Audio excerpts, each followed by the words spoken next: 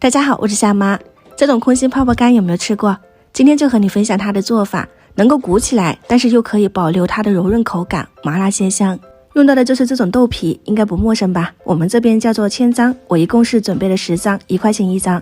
用个保鲜膜的盒子给它划成这种长条，再切成小方块，这个尺寸刚好。如果你想要吃大的，就可以切大一点，然后放到砂锅里面，加入一些调料，八角、桂皮、香叶和干辣椒提香，再放入食用盐，加入热水，还有我手上拿的这种黄栀子，干湿都可以。我是磨成粉，放了2勺，煮了大概5分钟左右吧，豆皮就会变成这种金黄色，这种是天然色素。平常我们吃的盐焗鸡也是用到它的，你可以和原的豆皮对比一下，是不是好看很多？间隔摆放在烤架上，放入烤箱200度，大概4分钟就会慢慢的鼓起来，全程只需要9分钟，你不需要烤得太久，只要鼓起来，我们就可以从烤箱里面拿出来了。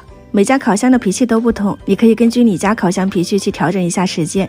10张豆皮就可以烤出这么多的泡泡干，放冷后是会变扁的，摸起来中间空心，又有柔韧度，豆香味浓郁。烤过头就是这种脆脆的，它入不了味，并不好吃哦。接着就是辣椒调料油啦，油热以后，我们放入粗辣椒粉、辣椒面、白芝麻跟孜然，这个油温一定不能过高，你也可以换成油泼的方式炼出红油跟香味。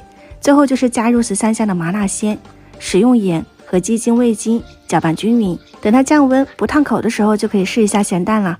还可以加香油和蒜末。湖南以香辣为主，你喜欢吃麻辣就加点花椒粉，想吃多少你就拌多少，现拌现吃就更方便了。洗饱料汁，它会变软，变成像这样子麻辣鲜香的豆干。